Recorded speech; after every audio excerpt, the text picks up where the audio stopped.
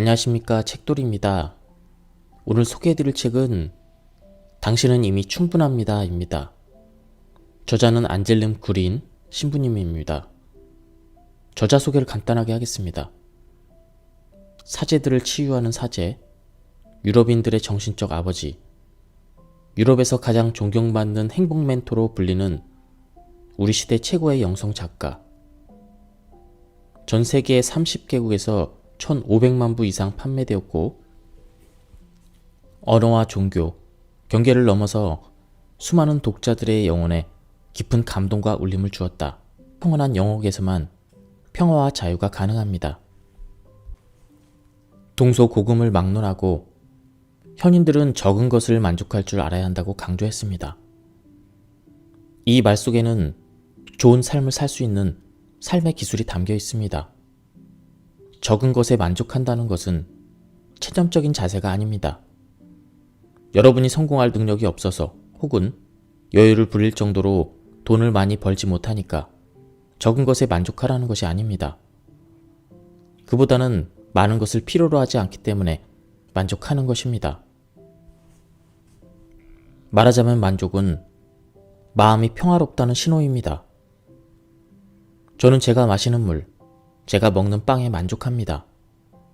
하지만 이러한 만족은 제가 정말로 물 한 모금을 즐기면서 조심스럽게 마실 때, 갈증이 풀리는 시원함을 느낄 때, 신선하고 맑은 물을 마시는 것이 얼마나 다행이고 행복한 일인지 느낄 때만 생깁니다. 빵을 먹을 때도 마찬가지입니다. 빵의 맛을 충분히 느끼고 즐길 때만 빵에 만족할 수 있습니다. 그런데 느끼는 것만으로는 부족합니다. 만족에 이르기 위해서는 하나 더 필요합니다. 물과 빵을 신의 선물이라고 생각해야 합니다. 이 선물은 저에게 그냥 주어지는 것이 아닙니다. 그것은 신께서 저에게 내려주신 선물입니다. 신은 제가 잘 되기를 바라십니다. 이러한 의미에서 보면 만족은 언제나 감사할 줄 아는 마음과 관련이 있습니다. 감사할 줄 모르는 사람은 결코 만족하는 법이 없으며 점점 더 많은 것을 원합니다. 로마 철학자 키케로는 감사할 줄 모르는 마음이 후마니타스, 즉 인간성에 위배된다고 보았습니다. 감사하는 마음을 갖기 위해서는 어떻게 해야 할까요? 먼저 잠시 하던 일을 멈추고 지금 이 순간에 나에게 무엇이 주어졌는지 인지해야 합니다. 우리는 감사할 수 있는 기회를 그냥 지나쳐버리는 경우가 많습니다. 하지만 잠시 멈추고 내가 무엇을 선물로 받았는지를 생각해보고 깨달으면 감사하는 마음이 소용돌이치기 시작합니다. 그러면 갑자기 감사할 수 있는 무수한 기회를 발견하게 됩니다. 감사를 표현하는 행동은 감사함을 무언가로 만드는 것이며 삶에 도움이 되도록 그 기회를 이용하는 것입니다. 예를 들어 저는 저에게 상처를 준 누군가의 말에는 감사할 수 없습니다. 하지만 상처를 준 말에 침착하고 너그럽게 반응하는 법을 배울 수 있는 기회를, 그 기회를 얻었다는 사실에 대해서는 감사할 수 있습니다. 감사의 3단계를 익히는 것이 중요합니다. 잠시 멈추고 그 순간이 나에게 무슨 말을 하는지를 생각해 본 다음 그것에 감사하는 연습을 하는 것이죠. 이를 통해 매사에 감사하는 법을 체득하면 여러분의 삶이 바뀝니다. 그러면 이렇게 말하게 됩니다.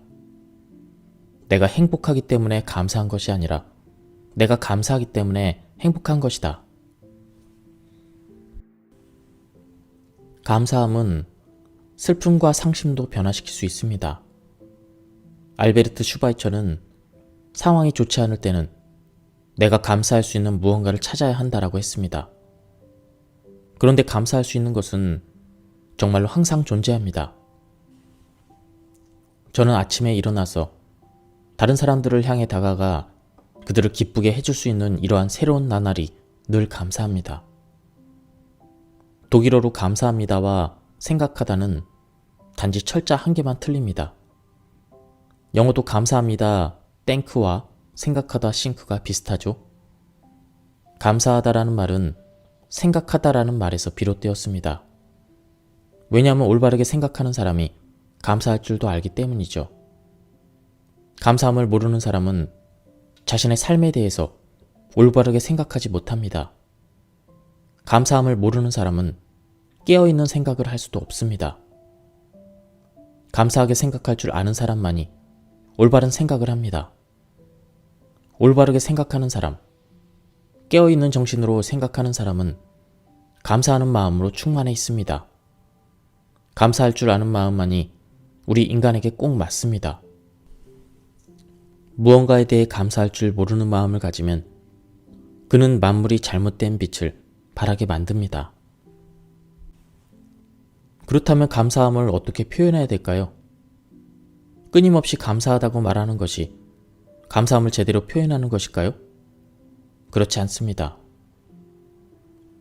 아이들은 선물을 받으면 좋아서 펄쩍펄쩍 뛰고 다가와서 꼭 안아줍니다. 기뻐하는 행동으로 감사함을 표현하죠. 아이들에게는 그러한 행동이 감사함을 표현하는 것입니다. 기쁨은 감사함의 가장 단순한 표현이다. 기쁨과 감사함은 서로 완전하게 만들어줍니다. 기쁨은 감사함의 표현입니다. 그 반대로도 마찬가지입니다. 감사함은 기쁨의 열쇠입니다. 우리가 감사하는 순간에 우리 안에 항상 존재하는 기쁨을 되찾게 된다. 감사하는 마음과 내면의 평화를 가지고 하루하루를 살아가는 사람은 주변 사람들에게도 이러한 마음가짐을 전파할 수 있습니다. 감사함은 나의 하루만 변화시키는 것이 아니라 이러한 마음가짐을 접하는 다른 사람들의 삶까지도 변화시킵니다. 감사함은 우리가 마주치는 사람들과 우리를 하나로 연결시켜줍니다. 이 세상에는 감사함의 가치를 모르는 사람들이나 공동체는 존재하지 않는다. 감사할 줄 아는 사람은 어디에서나 현자로 훌륭한 사람으로 손꼽힌다. 이 세상의 모든 사람들이 감사함을 높이 평가한다. 다른 사람들과 하나로 연결되어 있다고 생각하는 사람, 그러한 결속감을 느끼는 사람은 자신의 삶에 만족합니다.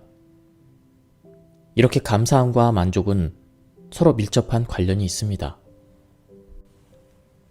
잠시 하던 일을 멈추고 지금 이 순간에 나에게 무엇이 주어졌는지를 인지해야 합니다. 우리는 감사할 수 있는 기회를 그냥 지나쳐버리는 경우가 많습니다. 하지만 잠시 멈추고 내가 무엇을 선물로 받았는지를 생각해보고 깨달으면 감사하는 마음이 소용돌이치기 시작합니다. 그러면 갑자기 감사할 수 있는 무수한 기회를 발견하게 됩니다.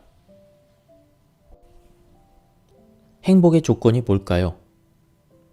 그 조건을 다 충족했는데도 행복을 느끼지 못하는 사람은 왜 그런 걸까요? 왜 지금 이 순간에 만족하지 못할까요? 만족은 충분함을 아는 마음에서 시작됩니다. 그런데 그 충분한 느낌을 전혀 모르는 사람들이 있습니다. 그런 사람들은 충분히 먹지도 충분히 쉬지도 못합니다. 또 손님 입장이 되었을 때도 만족하지 못합니다. 반면 만족할 줄 아는 사람은 초대받은 저녁 식사를 훌륭히 즐기는 손님이 됩니다. 하지만 모두에게 좋은 시간, 모두가 즐길 수 있는 시간을 가졌더라도 그는 가장 즐거운 순간에 집으로 돌아갑니다. 초대해준 집주인이나 다른 손님들에 대해 어떤 직감을 느낀 것이죠. 집주인은 이제 그만 치우고 잤으면 하는 눈치인데도 손님들이 적당함을 모르고 계속 눌러앉아 있으면 그 시간을 더 이상 함께 즐길 수 없게 됩니다. 그때부터 함께 앉아있는 것이 고역이 되겠죠. 집주인들은 어쩔 수 없이 태연한 표정을 지을 수밖에 없습니다. 이처럼 즐거움에도 한도가 있는 법입니다. 충분함을 아는 사람은 이러한 한도를 감지합니다. 적당함을 아는 사람, 적은 것에 만족하는 사람은 그 안에서 즐거움과 기쁨을 발견합니다.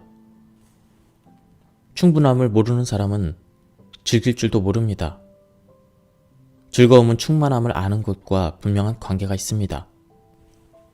내가 지금 경험하고 있는 것을 충분하다고 느끼면 나는 즐겁습니다. 충분함을 모르는 사람은 결코 만족하지 못합니다. 당연히 행복할 수도 없겠죠. 적당함을 아는 사람은 적은 것에 만족합니다. 그는 결코 까다로운 요구를 하지 않습니다. 그는 식사에 초대를 받았을 때 혹은 버스나 전철에 자리가 비었을 때 만족감을 느낍니다. 이처럼 그는 안락한 삶에 대해 지나치게 높은 기준이나 요구사항을 제시하지도 않습니다. 많은 것을 요구하지 않는 검소함은 만족으로 이어지며 아름답고 맑은 삶으로 이끌어줍니다. 소설가 장파울은 이러한 소박한 삶에 대해서 다음과 같이 말합니다. 푸른 하늘과 봄의 초록빛 대지만 있어도 가장 축복된 나날을 보낼 수가 있다. 중국의 철학자 노자 역시 욕심을 내지 않고 만족하면서 사는 소박한 삶의 방식에 대해 다음과 같이 표현했습니다. 당신에게 아무것도 부족하지 않다는 사실을 깨달으면 온 세상은 당신의 것이 된다. 나의 육체와 정신, 나와 함께 살아가는 사람들, 내가 가지고 있는 것이 충분하다고 생각하면 온 세상은 나의 것이 됩니다. 내가 세상에 동의하면 나는 세상과 하나가 됩니다. 그리고 내가 세상과 하나가 되면 세상은 나의 것이 됩니다. 그리고 내가 세상에 속해 있음을 느낍니다. 내가 조심스럽게 숲속을 거닐며 나무의 향기를 맡는 그 순간에 나는 온 세상과 하나가 되며 궁극적으로는 모든 것을 만든 신과 하나가 됩니다. 심리학자들은 흔히 이렇게 말합니다. 우리 마음속에는 도무지 만족할 줄 모르는 어린아이가 한 명 살고 있다고 말이죠. 만족을 모르는 이 아이는 항상 뭔가를 불평합니다. 이렇게 만족하지 못하고 늘 뭔가 불평, 불만 말하는 이 아이를 어떻게 해야 할까요? 일단 품에 꼭 안아주는 것이 좋습니다. 이 아이를 감싸 안고 나에게 너는 충분히 훌륭한 존재야. 나는 네가 무척 만족스럽고 있는 그대로 네 모습이 가장 좋아. 이렇게 말하면 아이는 마음속에서 자책과 불만의 목소리를 서서히 줄일 것입니다. 그리고 점차 만족할 줄 아는 아이로 변할 것입니다. 원하든 원치 않든 우리는 무의식적으로 다른 사람들과 자신을 끊임없이 비교하면서 살아갑니다. 하지만 비교하고 있음을 자각하는 순간 우리는 비교를 멈추고 우리 자신을 느껴야 합니다. 양손을 배 위에 올리고 자기 자신에게 집중하면서 이렇게 말한다면 조금은 도움이 될 것입니다. 나에게는 나의 모습이 있고 저 사람에게는 저 사람의 모습이 있어. 나를 느끼는 거야. 있는 그대로의 내 모습이 좋아. 비교하는 것은 아무 의미가 없어. 나는 내 삶을 살아가는 거야. 내가 내 삶을 잘 꾸려가도록 신경 쓰면 돼. 그러면 나는 나 자신과 내 삶에 만족할 수 있어. 적은 것에 만족하지 못하는 사람은 어떤 것에도 만족하지 못한다. 아무리 충분해도 늘 적다고 불만을 갖는 사람들이 많이 있습니다. 콘서트에서 듣는 아름다운 음악도 훌륭하게 차려진 만찬도 그들에게는 언제나 충분하지 않습니다. 어쩌면 행복한 삶을 사는 기술은 현재 주어진 것에 만족하고 신께서 나에게 주신 선물을 충분히 즐기는 것 아닐까요? 주위에서 찾아볼 수 있는 자연과 생명의 아름다움에 감탄하고 주어진 음식을 맛있게 즐기고 나에게 우정을 나눠준 사람들에게 고마움을 느끼는 것 말입니다. 오스트리아의 소설가 페터 로제거는 이래서 온전한 만족감을 찾지 못하는 사람은 결코 만족에 도달하지 못한다라고 말했습니다. 직장은 우리가 만족감을 발견할 수 있는 중요한 공간입니다. 이를 그저 괴롭고 지겨운 것, 무리한 요구라고 생각하는 사람은 자신의 삶에도 만족하지 못합니다. 반면 즐거운 마음으로 일하는 사람, 일 속에서 기쁨을 찾는 사람은 자신의 삶에서 만족감을 경험하고 자신이 하는 모든 것에서 만족을 느낄 것입니다. 작별해야 한다는 경고등 기능을 합니다. 우리는 그저 있는 그대로의 모습으로 있어도 됩니다. 온전한 자기 모습을 허락한다면 삶에도 만족하게 될 것입니다. 저는 강의를 시작하기 전에 아버지의 뜻이 하늘에서와 같이 땅에서 이루소서라고 기도합니다. 제 강의가 사람들의 마음에 가 닿기를 바라는 마음에서 하는 것입니다. 하지만 하느님께서 제 말과 행동을 가지고 어떤 강의를 만드실지는 오롯이 하느님께 맡깁니다. 제가 사람들 앞에서 멋있게 보이고 돋보이는 것이 중요한 것이 아니라 하나님께서 사람들의 마음을 감동시키는 것이 제게는 더 중요하기 때문입니다. 어느 날 갑자기 제 책이 사람들에게 아무런 감동도 기쁨도 주지 못한다고 해도 괜찮습니다. 책이 독자에게 축복이 된다면 그것은 어디까지나 하느님의 의지입니다. 이는 제 힘으로 할 수 없는 것입니다. 이처럼 하느님의 의지라는 사실을 알고 있으면 항상 사람들의 마음을 움직여야 한다는 압박감에서 벗어날 수 있습니다. 자아의 욕심은 종종 주변 사람들을 겨냥하기도 합니다. 이를테면 우리는 직장에서 동료나 상사, 아랫사람에게 불만을 토로합니다. 그들이 더 잘하고 더 많은 성과를 내야 한다고 생각하죠. 사장이라면 더더욱 그렇게 생각할 것입니다.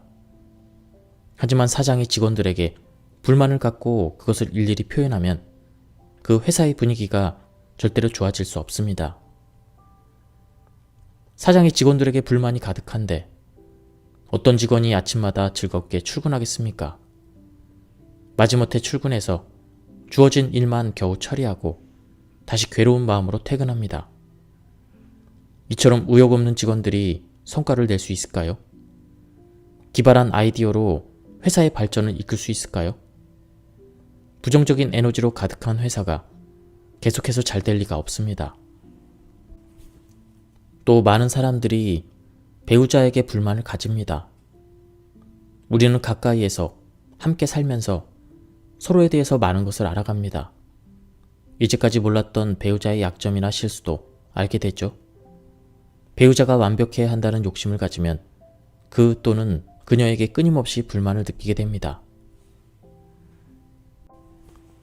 이는 부모와 자식 간의 관계도 마찬가지입니다. 부모의 불만은 아이들의 발달과 성장을 해치는 독약과 같습니다. 아이들은 부모가 자신을 조건부로만 사랑한다고 느낍니다. 다시 말해 자신이 부모의 기대를 충족시킬 때만 사랑받을 수 있다고 느끼는 겁니다. 우리가 가족이나 회사, 이웃에게 불만을 가지는 이유는 무엇일까요? 단지 주위 사람들에게 너무 높은 기대치와 까다로운 요구 조건을 가지고 있어서일까요? 꼭 그 때문만은 아닙니다. 자기 자신에 대한 불만이 종종 문제를 일으키기도 합니다.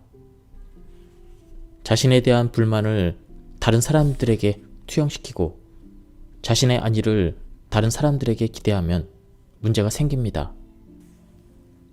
자신의 안위가 다른 사람들의 행동에 좌우된다면 내면의 평화를 절대로 발견할 수 없기 때문입니다.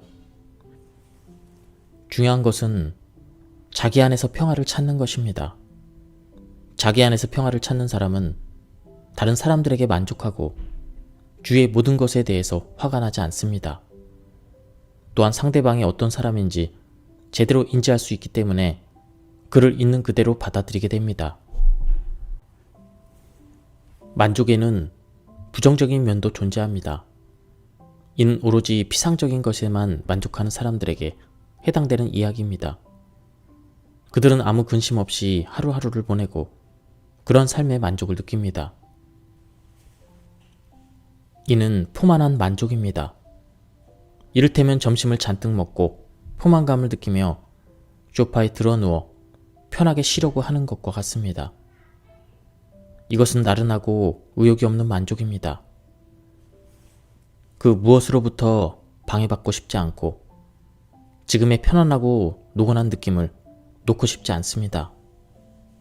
이러한 상태를 방해하거나 위태롭게 만드는 모든 사람들이 나의 안식을 방해하는 존재로 느껴집니다. 이런 상태일 때는 나를 찾아온 손님이나 처음 보는 사람들에게 마음을 열지도 않습니다. 방해받지 않은 채 나 혼자 있고 싶고 내 오랜 습관과 익숙한 환경 속에 숨어 있고 싶어 합니다.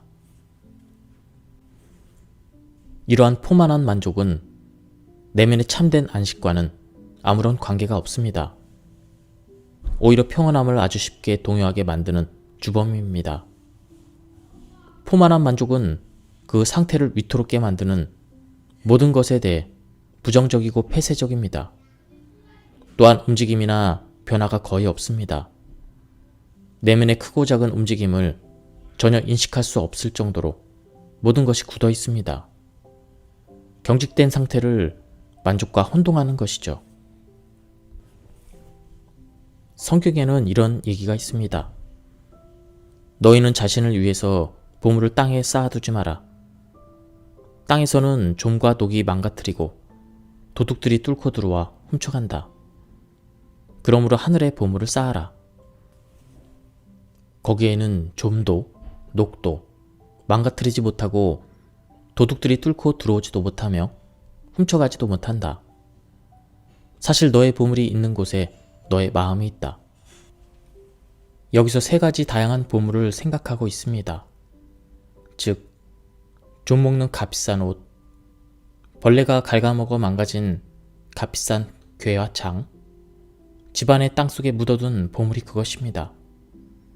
도둑들은 집에 침입하여 보물이 묻혀있는 곳을 찾아내고 거기서 보물을 파낼 수 있습니다. 말하자면 우리의 소유물은 절대 안전하지 않습니다. 참된 안식과 만족은 우리가 하늘에 있는 보물을 모을 때만 얻을 수 있습니다. 다른 사람에게 주는 동량도 보물이 될 수 있습니다. 만족할 줄 아는 사람은 그렇게 빨리 판단을 내리지 않습니다. 그는 일단 한번 둘러보고 자신과 함께 일하는 사람들을 먼저 받아들입니다. 그들과 잘 어울리려고 노력합니다. 먼저 그렇게 노력해보고 나서 그런데도 정말로 잘 안 될 때에만 이곳에서 계속 일할 것인지 아닌지 고민합니다. 그러다 보면 문제가 무엇인지 명확하게 파악하고 해결하기 때문에 행복하게 일할 수 있는 여건을 스스로 만들기도 합니다. 하지만 만족하지 못하는 사람은 행복하게 일할 수 있는 자리를 절대로 찾지 못합니다. 그런 일자리가 없어서가 아니라 어디에서도 그의 마음이 행복할 수 없기 때문입니다. 로마인들은 스토아 철학에 특별히 관심을 가지고 있습니다. 그리고 스토아 철학의 대표하는 인물로 노예 출신의 에픽테토스가 대표적입니다. 에픽테토스는 기원 후 50년경 프리지아에서 태어났으며 노예 신분으로 로마에 왔습니다. 그곳에서 그는 주인으로부터 해방되어 철학을 공부하기 시작했습니다. 에픽테토스는 다리를 저는 불구였고 결혼도 하지 않았습니다. 그의 제자들이 수집한 그의 사상은 교부와 초기 수도승 사이에서 매우 사랑받았습니다. 수도승들은 그를 철학의 그리스도라고 생각할 정도였습니다. 에픽테토스 사상의 핵심은 우리에게 달려있는 것과 그렇지 않은 것을 구분하는 데서 시작합니다. 예를 들어 우리의 생각과 느낌은 우리 자신에게 달려 있습니다. 반면 벼락이나 가뭄처럼 자연에서 우리가 마주치는 외적인 것 혹은 우리 주변 사람들의 행동 방식은 우리가 어찌 해볼 수 없는 것들입니다. 우리가 자주 범하는 가장 큰 실수는 우리가 어찌 해볼 수 없는 것들, 그러니까 우리에게 달려있지 않는 것들 주위를 끊임없이 맴도는 것입니다. 에픽테토스는 이렇게 말하고 있습니다.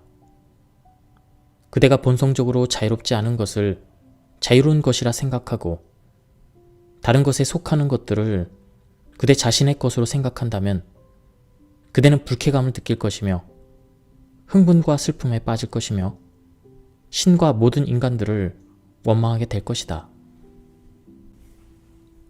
하지만 그대가 그대의 것만을 자신의 것으로 생각하고 다른 사람의 것은 다른 사람의 것으로 생각한다면 그 누구도 그대에게 강요하지 않을 것이고 그 누구도 그대를 방해하지 않을 것이며 그대는 그 누구도 비난하지 않을 것이고 그 어떤 사람도 힐난하지 않을 것이며 그대에게는 아무런 적도 없으니 그 누구도 그대에게 해를 입히지 않을 것이다. 에픽테토스는 어떤 사건이나 상황 그리고 그것에 관한 우리의 생각을 구분하는 것도 중요하다고 말합니다. 상황 자체가 인간을 불안하게 만드는 것이 아니라 그 상황에 대한 우리의 생각이 우리를 불안하게 만든다. 이를테면 죽음 자체는 두려운 것이 아니다. 그렇지 않다면 소크라테스도 죽음을 두려워했을 것이다. 죽음은 두려운 것이라는 생각, 바로 그 생각 때문에 죽음이 두려운 것이다. 그러므로 우리가 불행한 느낌이 들거나 불안해하거나 슬플 때 그 원인을 다른 데서 찾지 말고 우리 자신 안에서, 다시 말해 우리의 생각 속에서 찾아야 한다. 세상 모든 일이 그대가 바라는 대로 이루어지기를 기대하지 말고 이루어진 그대로에 만족하라. 그러면 그대는 평온한 삶을 살게 될 것이다. 그는 이성의 힘을 믿었습니다. 그의 사상들이 매우 이성적일지라도 그 안에는 일종의 도전이 내재되어 있습니다. 우리가 아닌 신께서 결정한 연극 무대에서 우리 모두가 하나의 배역을 맡아야 한다는 것입니다. 그런데 우리는 자신의 배역을 직접 고를 수가 없습니다. 단지 우리의 임무는 우리에게 지정된 배역을 훌륭하게 수행해내는 것입니다. 그것이 통치자의 배역이든 장애를 가진 사람의 배역이든 말입니다. 앞서 말했지만 에픽테토스도 몸이 불편한 역할을 맡은 사람이었습니다. 그가 우리를 다치게 하는 게 아닙니다. 그에 대해 우리가 가지고 있는 생각이 우리를 다치게 합니다. 그대를 헐뜯고 그대를 때리는 사람이 그대를 괴롭히는 것이 아니라 그들이 그대를 괴롭혔다는 생각이 그대를 괴롭히는 것이다. 적대심은 언제나 내가 적에 대해서 가지고 있는 생각에서 생겨납니다. 적은 자기 자신을 온전히 받아들이지 못하며 자신에게 없는 것을 우리에게서 얻으려고 합니다. 이러한 생각을 가만히 들여다보면 내가 적이라고 생각했던 상대방은 나의 적이 아니라 그저 마음이 분열된 사람이고 치유가 필요한 사람입니다. 자신을 부정하고 미워하는 사람은 결국 스스로를 해치고 맙니다. 자신을 부정한다는 것은 스스로를 감옥에 가두는 것과 같습니다. 에픽테토스는 이렇게 묻습니다. 그 감옥은 어떤 곳인가? 지금 갇혀있는 곳이 바로 감옥이다. 그대 자신의 의지에 반해서 갇혀있기 때문이다. 자신의 의지에 반하는 곳, 그곳이 감옥이다. 예를 들어 소크라테스가 있던 곳은 감옥이 아니었다. 왜냐하면 그는 자신의 의지에 따라 그곳에 있었기 때문이다. 앞에서 말했듯 에픽테토스는 절름발이었습니다. 하지만 그는 내가 왜 이렇게 다리를 절어야만 하는가? 이런 질문을 하지 않았습니다. 에픽테토스는 그렇게 묻는 사람에게 다음과 같이 대답했습니다. 편협한 마음을 가진 그대여, 이런 가련한 발 때문에 그대는 우주를 비난하고 있는가? 그러한 다리를 전체의 관점에서 봐야 하지 않겠는가? 불평은 그만두고 그런 다리를 그대에게 준 사람에게 원망이 아닌 기쁜 마음을 되돌려 주는 것이 어떻겠는가? 우리는 이 광대한 우주의 아주 작은 일부분입니다. 우리가 우리 자신을 우주의 일부라고 간주하면 삶을 향한 우리의 바람과 기대 역시 상대적인 것으로 바라볼 수 있습니다. 에픽테토스는 세상 모든 것이 서로 긴밀한 관계를 맺고 있다고 생각했었습니다. 그렇기 때문에 우리는 결코 혼자가 아니며 언제나 우주와 하나가 되고 궁극적으로는 신과도 하나가 됩니다. 그렇기 때문에 그대들이 문을 닫은 채 집안을 컴컴하게 해놓고서 나는 혼자다라고 말해서는 결코 안 된다. 그대들은 혼자가 아니다. 신께서 그대들의 마음속에 있기 때문이다. 이러한 에피텍토스의 사상은 가끔씩 저에게도 지나치게 이성적으로 느껴지지만 저는 그 속에서 제 삶을 긍정적으로 바라봐야 한다는 도전 과제를 찾았습니다. 에픽테토스의 사상은 어떻게 하면 우리가 자신의 운명을 만족할 수 있는지 그 방법을 제시해주고 있습니다. 대부분의 사람들이 자신의 운명에 끊임없이 의문을 품고 살아갑니다. 하지만 그래서는 안 됩니다. 운명을 있는 그대로 받아들여야 합니다. 우리는 전체의 일부분이니까요. 그리고 우리가 자신의 삶을 긍정하면 그 영향력은 우주 전체로 퍼져나갑니다. 우리가 건강한 신체를 가졌든 아픈 신체를 가졌든 특출한 재능을 가졌든 한계와 약점 때문에 괴롭든 이 모든 것은 우리가 선택한 것이 아닙니다. 우리가 우리의 삶을 있는 그대로 받아들이고 만족하면 우리에게서 평온함이 발산됩니다. 그리고 그 평온함은 세상으로 퍼져나갑니다.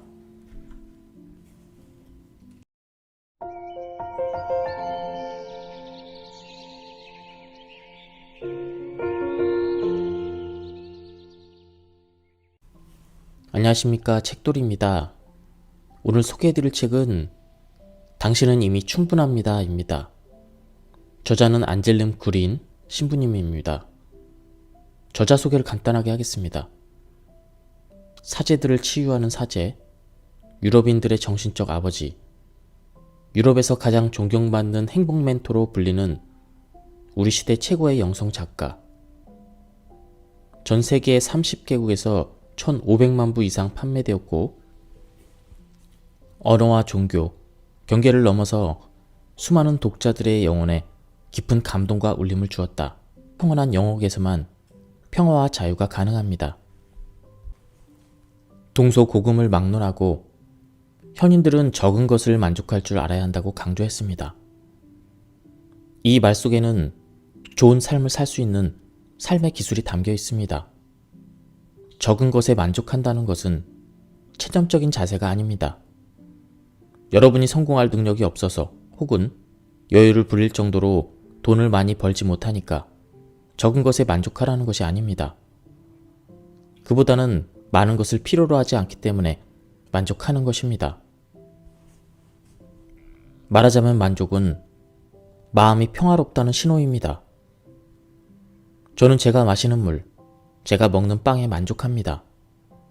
하지만 이러한 만족은 제가 정말로 물 한 모금을 즐기면서 조심스럽게 마실 때, 갈증이 풀리는 시원함을 느낄 때, 신선하고 맑은 물을 마시는 것이 얼마나 다행이고 행복한 일인지 느낄 때만 생깁니다. 빵을 먹을 때도 마찬가지입니다. 빵의 맛을 충분히 느끼고 즐길 때만 빵에 만족할 수 있습니다. 그런데 느끼는 것만으로는 부족합니다. 만족에 이르기 위해서는 하나 더 필요합니다. 물과 빵을 신의 선물이라고 생각해야 합니다. 이 선물은 저에게 그냥 주어지는 것이 아닙니다. 그것은 신께서 저에게 내려주신 선물입니다. 신은 제가 잘 되기를 바라십니다.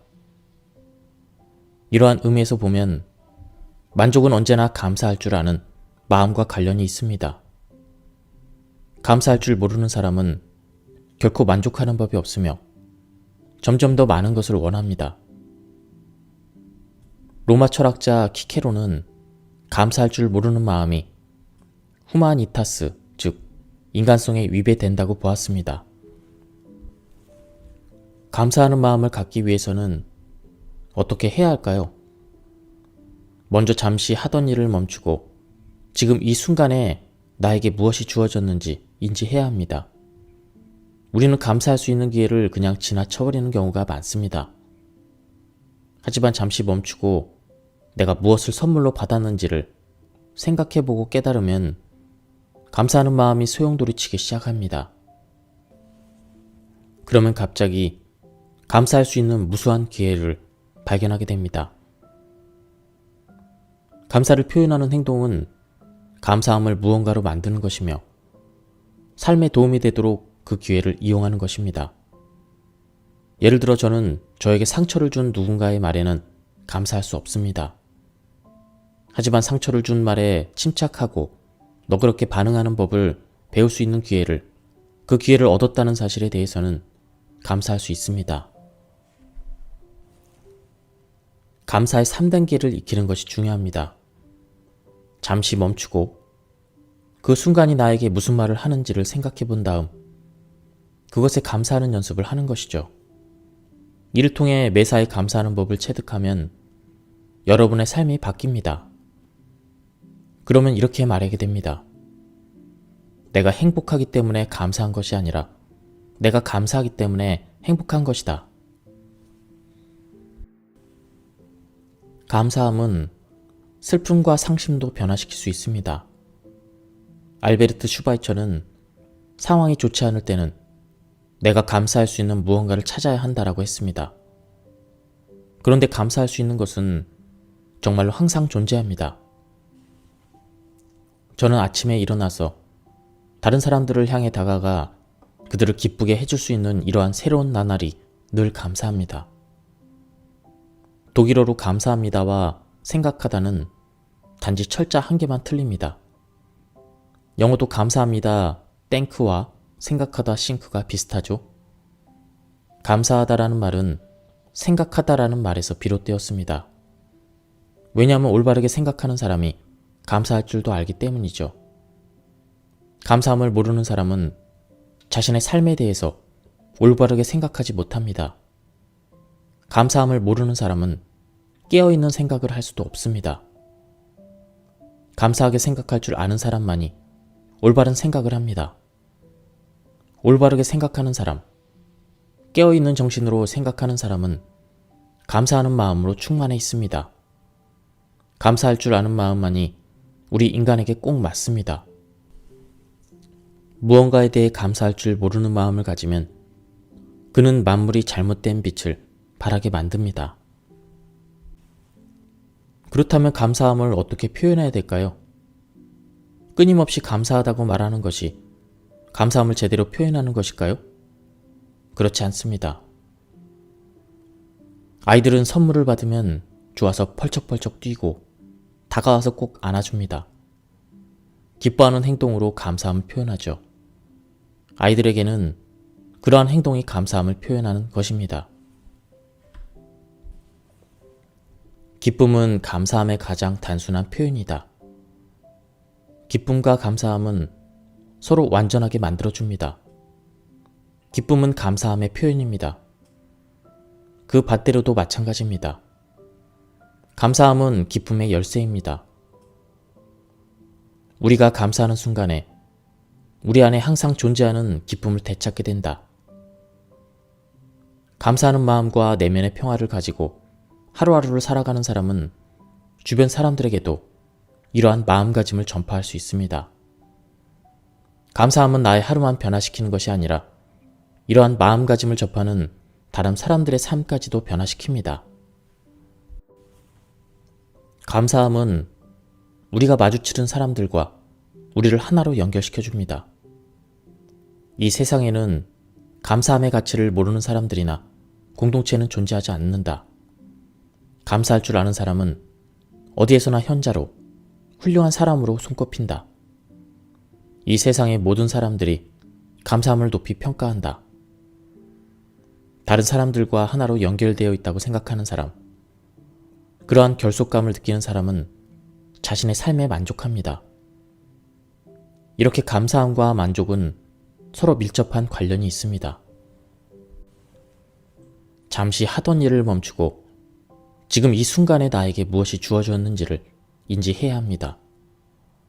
우리는 감사할 수 있는 기회를 그냥 지나쳐버리는 경우가 많습니다. 하지만 잠시 멈추고 내가 무엇을 선물로 받았는지를 생각해보고 깨달으면 감사하는 마음이 소용돌이치기 시작합니다.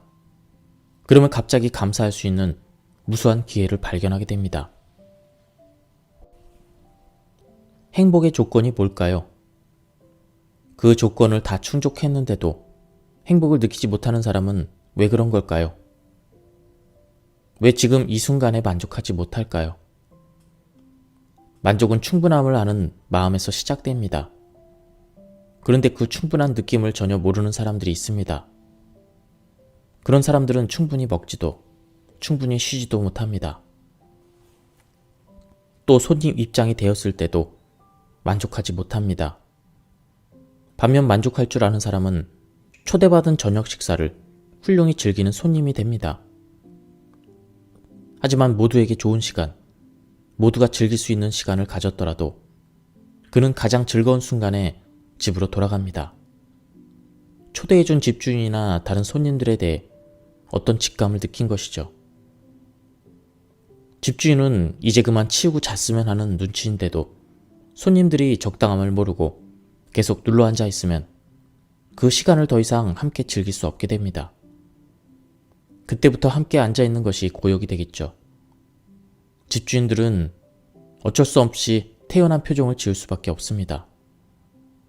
이처럼 즐거움에도 한도가 있는 법입니다. 충분함을 아는 사람은 이러한 한도를 감지합니다. 적당함을 아는 사람, 적은 것에 만족하는 사람은 그 안에서 즐거움과 기쁨을 발견합니다. 충분함을 모르는 사람은 즐길 줄도 모릅니다.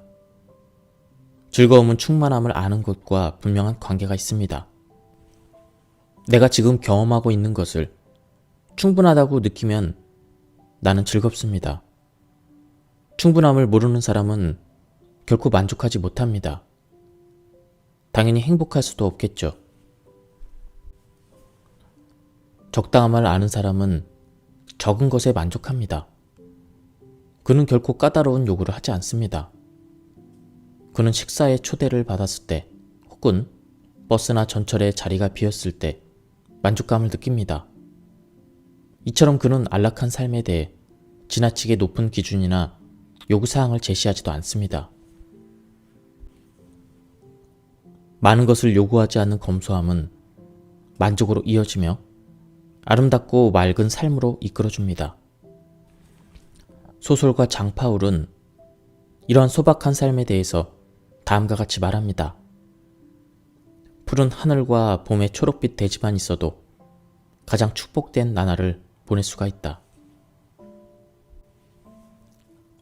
중국의 철학자 노자 역시 욕심을 내지 않고 만족하면서 사는 소박한 삶의 방식에 대해 다음과 같이 표현했습니다. 당신에게 아무것도 부족하지 않다는 사실을 깨달으면 온 세상은 당신의 것이 된다. 나의 육체와 정신, 나와 함께 살아가는 사람들, 내가 가지고 있는 것이 충분하다고 생각하면 온 세상은 나의 것이 됩니다. 내가 세상에 동의하면 나는 세상과 하나가 됩니다. 그리고 내가 세상과 하나가 되면 세상은 나의 것이 됩니다. 그리고 내가 세상에 속해 있음을 느낍니다. 내가 조심스럽게 숲속을 거닐며 남의 향기를 맡는 그 순간에 나는 온 세상과 하나가 되며 궁극적으로는 모든 것을 만든 신과 하나가 됩니다. 심리학자들은 흔히 이렇게 말합니다. 우리 마음속에는 도무지 만족할 줄 모르는 어린아이가 한 명 살고 있다고 말이죠. 만족을 모르는 이 아이는 항상 뭔가를 불평합니다. 이렇게 만족하지 못하고 늘 뭔가 불평, 불만 말하는 이 아이를 어떻게 해야 할까요? 일단 품에 꼭 안아주는 것이 좋습니다. 이 아이를 감싸 안고 나에게 너는 충분히 훌륭한 존재야. 나는 네가 무척 만족스럽고 있는 그대로 네 모습이 가장 좋아. 이렇게 말하면 아이는 마음속에서 자책과 불만의 목소리를 서서히 줄일 것입니다. 그리고 점차 만족할 줄 아는 아이로 변할 것입니다. 원하든 원치 않든 우리는 무의식적으로 다른 사람들과 자신을 끊임없이 비교하면서 살아갑니다. 하지만 비교하고 있음을 자각하는 순간 우리는 비교를 멈추고 우리 자신을 느껴야 합니다. 양손을 배 위에 올리고 자기 자신에게 집중하면서 이렇게 말한다면 조금은 도움이 될 것입니다. 나에게는 나의 모습이 있고 저 사람에게는 저 사람의 모습이 있어. 나를 느끼는 거야. 있는 그대로의 내 모습이 좋아. 비교하는 것은 아무 의미가 없어. 나는 내 삶을 살아가는 거야. 내가 내 삶을 잘 꾸려가도록 신경 쓰면 돼. 그러면 나는 나 자신과 내 삶에 만족할 수 있어. 적은 것에 만족하지 못하는 사람은 어떤 것에도 만족하지 못한다. 아무리 충분해도 늘 적다고 불만을 갖는 사람들이 많이 있습니다. 콘서트에서 듣는 아름다운 음악도 훌륭하게 차려진 만찬도 그들에게는 언제나 충분하지 않습니다. 어쩌면 행복한 삶을 사는 기술은 현재 주어진 것에 만족하고 신께서 나에게 주신 선물을 충분히 즐기는 것 아닐까요? 주위에서 찾아볼 수 있는 자연과 생명의 아름다움에 감탄하고 주어진 음식을 맛있게 즐기고 나에게 우정을 나눠준 사람들에게 고마움을 느끼는 것 말입니다. 오스트리아의 소설가 페터 로제거는 이래서 온전한 만족감을 찾지 못하는 사람은 결코 만족에 도달하지 못한다라고 말했습니다. 직장은 우리가 만족감을 발견할 수 있는 중요한 공간입니다. 이를 그저 괴롭고 지겨운 것, 무리한 요구라고 생각하는 사람은 자신의 삶에도 만족하지 못합니다. 반면 즐거운 마음으로 일하는 사람, 일 속에서 기쁨을 찾는 사람은 자신의 삶에서 만족감을 경험하고 자신이 하는 모든 것에서 만족을 느낄 것입니다. 작별해야 한다는 경고등 기능을 합니다. 우리는 그저 있는 그대로의 모습으로 있어도 됩니다. 온전한 자기 모습을 허락한다면 삶에도 만족하게 될 것입니다. 저는 강의를 시작하기 전에 아버지의 뜻이 하늘에서와 같이 땅에서 이루소서라고 기도합니다. 제 강의가 사람들의 마음에 가 닿기를 바라는 마음에서 하는 것입니다. 하지만 하느님께서 제 말과 행동을 가지고 어떤 강의를 만드실지는 오롯이 하느님께 맡깁니다. 제가 사람들 앞에서 멋있게 보이고 돋보이는 것이 중요한 것이 아니라 하나님께서 사람들의 마음을 감동시키는 것이 제게는 더 중요하기 때문입니다. 어느 날 갑자기 제 책이 사람들에게 아무런 감동도 기쁨도 주지 못한다고 해도 괜찮습니다. 책이 독자에게 축복이 된다면 그것은 어디까지나 하느님의 의지입니다. 이는 제 힘으로 할 수 없는 것입니다. 이처럼 하느님의 의지라는 사실을 알고 있으면 항상 사람들의 마음을 움직여야 한다는 압박감에서 벗어날 수 있습니다. 자아의 욕심은 종종 주변 사람들을 겨냥하기도 합니다. 이를테면 우리는 직장에서 동료나 상사, 아랫사람에게 불만을 토로합니다. 그들이 더 잘하고 더 많은 성과를 내야 한다고 생각하죠. 사장이라면 더더욱 그렇게 생각할 것입니다. 하지만 사장이 직원들에게 불만을 갖고 그것을 일일이 표현하면 그 회사의 분위기가 절대로 좋아질 수 없습니다. 사장이 직원들에게 불만이 가득한데 어떤 직원이 아침마다 즐겁게 출근하겠습니까? 마지못해 출근해서 주어진 일만 겨우 처리하고 다시 괴로운 마음으로 퇴근합니다. 이처럼 의욕 없는 직원들이 성과를 낼 수 있을까요? 기발한 아이디어로 회사의 발전을 이끌 수 있을까요? 부정적인 에너지로 가득한 회사가 계속해서 잘 될 리가 없습니다. 또 많은 사람들이 배우자에게 불만을 가집니다. 우리는 가까이에서 함께 살면서 서로에 대해서 많은 것을 알아갑니다. 이제까지 몰랐던 배우자의 약점이나 실수도 알게 되죠. 배우자가 완벽해야 한다는 욕심을 가지면 그 또는 그녀에게 끊임없이 불만을 느끼게 됩니다. 이는 부모와 자식 간의 관계도 마찬가지입니다. 부모의 불만은 아이들의 발달과 성장을 해치는 독약과 같습니다. 아이들은 부모가 자신을 조건부로만 사랑한다고 느낍니다. 다시 말해 자신이 부모의 기대를 충족시킬 때만 사랑받을 수 있다고 느끼는 겁니다. 우리가 가족이나 회사, 이웃에게 불만을 가지는 이유는 무엇일까요? 단지 주위 사람들에게 너무 높은 기대치와 까다로운 요구 조건을 가지고 있어서일까요? 꼭 그 때문만은 아닙니다. 자기 자신에 대한 불만이 종종 문제를 일으키기도 합니다. 자신에 대한 불만을 다른 사람들에게 투영시키고 자신의 안위를 다른 사람들에게 기대하면 문제가 생깁니다. 자신의 안위가 다른 사람들의 행동에 좌우된다면 내면의 평화를 절대로 발견할 수 없기 때문입니다. 중요한 것은 자기 안에서 평화를 찾는 것입니다. 자기 안에서 평화를 찾는 사람은 다른 사람들에게 만족하고 주위의 모든 것에 대해서 화가 나지 않습니다. 또한 상대방이 어떤 사람인지 제대로 인지할 수 있기 때문에 그를 있는 그대로 받아들이게 됩니다. 만족에는 부정적인 면도 존재합니다. 이는 오로지 피상적인 것에만 만족하는 사람들에게 해당되는 이야기입니다. 그들은 아무 근심 없이 하루하루를 보내고 그런 삶의 만족을 느낍니다. 이는 포만한 만족입니다. 이를테면 점심을 잔뜩 먹고 포만감을 느끼며 소파에 드러누워 편하게 쉬려고 하는 것과 같습니다. 이것은 나른하고 의욕이 없는 만족입니다. 그 무엇으로부터 방해받고 싶지 않고 지금의 편안하고 노곤한 느낌을 놓고 싶지 않습니다. 이러한 상태를 방해하거나 위태롭게 만드는 모든 사람들이 나의 안식을 방해하는 존재로 느껴집니다. 이런 상태일 때는 나를 찾아온 손님이나 처음 보는 사람들에게 마음을 열지도 않습니다. 방해받지 않은 채 나 혼자 있고 싶고 내 오랜 습관과 익숙한 환경 속에 숨어 있고 싶어 합니다. 이러한 포만한 만족은 내면의 참된 안식과는 아무런 관계가 없습니다. 오히려 평온함을 아주 쉽게 동요하게 만드는 주범입니다.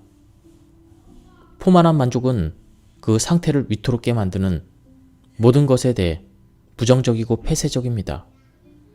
또한 움직임이나 변화가 거의 없습니다. 내면의 크고 작은 움직임을 전혀 인식할 수 없을 정도로 모든 것이 굳어 있습니다. 경직된 상태를 만족과 혼동하는 것이죠. 성경에는 이런 얘기가 있습니다. 너희는 자신을 위해서 보물을 땅에 쌓아두지 마라. 땅에서는 좀과 독이 망가뜨리고 도둑들이 뚫고 들어와 훔쳐간다. 그러므로 하늘에 보물을 쌓아라. 거기에는 좀도 녹도 망가뜨리지 못하고 도둑들이 뚫고 들어오지도 못하며 훔쳐가지도 못한다. 사실 너의 보물이 있는 곳에 너의 마음이 있다. 여기서 세 가지 다양한 보물을 생각하고 있습니다. 즉, 좀 먹는 값비싼 옷, 벌레가 갉아먹어 망가진 값비싼 괴와 장, 집안의 땅속에 묻어둔 보물이 그것입니다. 도둑들은 집에 침입하여 보물이 묻혀있는 곳을 찾아내고 거기서 보물을 파낼 수 있습니다. 말하자면 우리의 소유물은 절대 안전하지 않습니다. 참된 안식과 만족은 우리가 하늘에 있는 보물을 모을 때만 얻을 수 있습니다. 다른 사람에게 주는 동량도 보물이 될 수 있습니다. 만족할 줄 아는 사람은 그렇게 빨리 판단을 내리지 않습니다. 그는 일단 한번 둘러보고 자신과 함께 일하는 사람들을 먼저 받아들입니다. 그들과 잘 어울리려고 노력합니다. 먼저 그렇게 노력해보고 나서 그런데도 정말로 잘 안 될 때에만 이곳에서 계속 일할 것인지 아닌지 고민합니다. 그러다 보면 문제가 무엇인지 명확하게 파악하고 해결하기 때문에 행복하게 일할 수 있는 여건을 스스로 만들기도 합니다.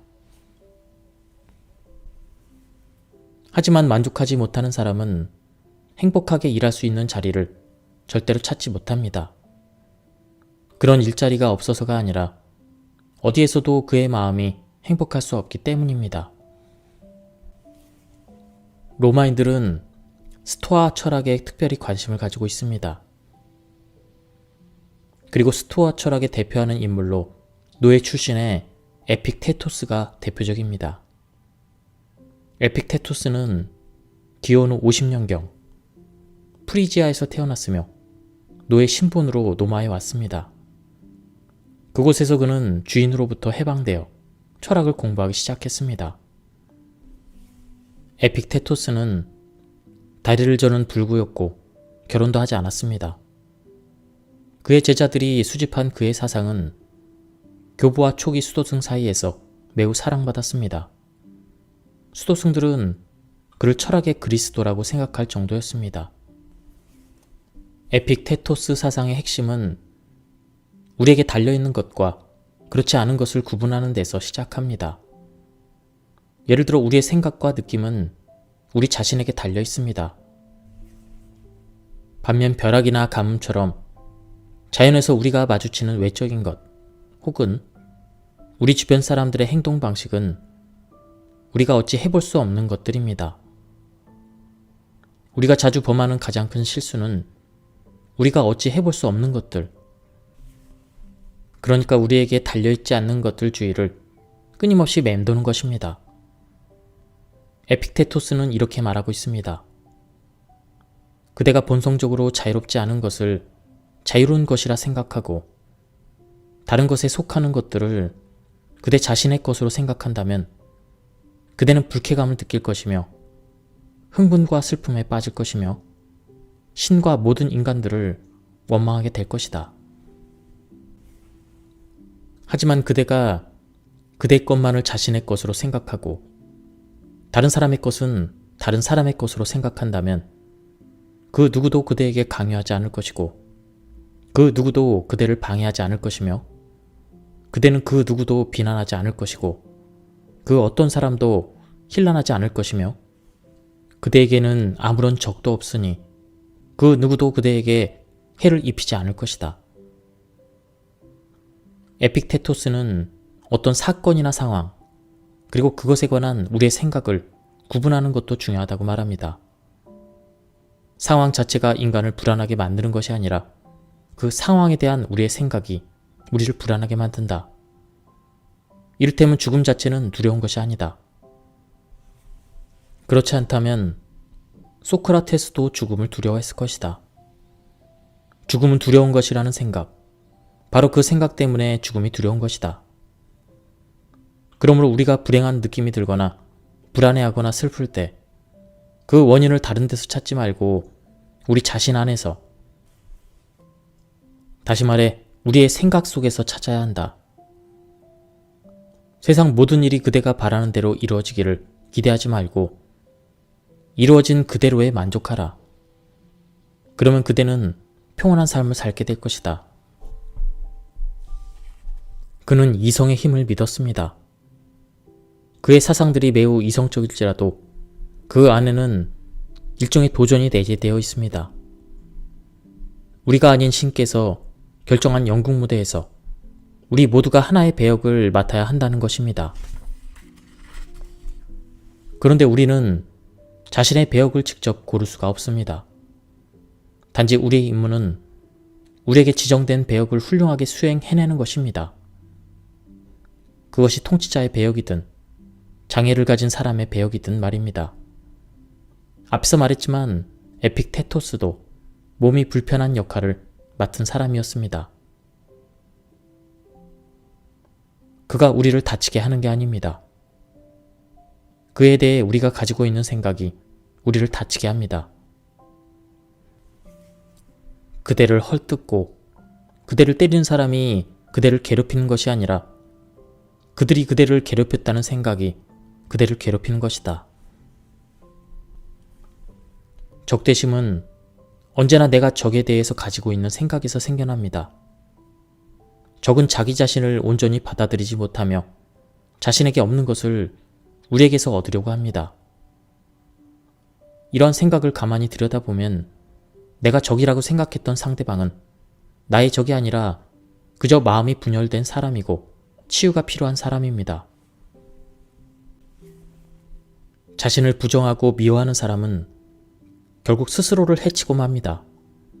자신을 부정한다는 것은 스스로를 감옥에 가두는 것과 같습니다. 에픽테토스는 이렇게 묻습니다. 그 감옥은 어떤 곳인가? 지금 갇혀있는 곳이 바로 감옥이다. 그대 자신의 의지에 반해서 갇혀있기 때문이다. 자신의 의지에 반하는 곳, 그곳이 감옥이다. 예를 들어 소크라테스가 있던 곳은 감옥이 아니었다. 왜냐하면 그는 자신의 의지에 따라 그곳에 있었기 때문이다. 앞에서 말했듯 에픽테토스는 절름발이었습니다. 하지만 그는 내가 왜 이렇게 다리를 절어야만 하는가? 이런 질문을 하지 않았습니다. 에픽테토스는 그렇게 묻는 사람에게 다음과 같이 대답했습니다. 편협한 마음을 가진 그대여, 이런 가련한 발 때문에 그대는 우주를 비난하고 있는가? 그러한 다리를 전체의 관점에서 봐야 하지 않겠는가? 불평은 그만두고 그런 다리를 그대에게 준 사람에게 원망이 아닌 기쁜 마음을 되돌려 주는 것이 어떻겠는가? 우리는 이 광대한 우주의 아주 작은 일부분입니다. 우리가 우리 자신을 우주의 일부라고 간주하면 삶을 향한 우리의 바람과 기대 역시 상대적인 것으로 바라볼 수 있습니다. 에픽테토스는 세상 모든 것이 서로 긴밀한 관계를 맺고 있다고 생각했었습니다. 그렇기 때문에 우리는 결코 혼자가 아니며 언제나 우주와 하나가 되고 궁극적으로는 신과도 하나가 됩니다. 그렇기 때문에 그대들이 문을 닫은 채 집안을 컴컴하게 해놓고서 나는 혼자다라고 말해서는 결코 안 된다. 그대들은 혼자가 아니다. 신께서 그대들의 마음속에 있기 때문이다. 이러한 에피텍토스의 사상은 가끔씩 저에게도 지나치게 이성적으로 느껴지지만 저는 그 속에서 제 삶을 긍정적으로 바라봐야 한다는 도전 과제를 찾았습니다. 에픽테토스의 사상은 어떻게 하면 우리가 자신의 운명을 만족할 수 있는지 그 방법을 제시해주고 있습니다. 대부분의 사람들이 자신의 운명에 끊임없이 의문을 품고 살아갑니다. 하지만 그래서는 안 됩니다. 운명을 있는 그대로 받아들여야 합니다. 우리는 전체의 일부분이니까요. 그리고 우리가 자신의 삶을 긍정하면 그 영향력은 우주 전체로 퍼져나갑니다. 우리가 건강한 신체를 가졌든 아픈 신체를 가졌든 특출한 재능을 가졌든 한계와 약점 때문에 괴롭든 이 모든 것은 우리가 선택한 것이 아닙니다. 우리가 우리의 삶을 있는 그대로 받아들이고 만족하면 우리에게서 평안함이 발산됩니다. 그리고 그 평안함은 세상으로 퍼져나갑니다.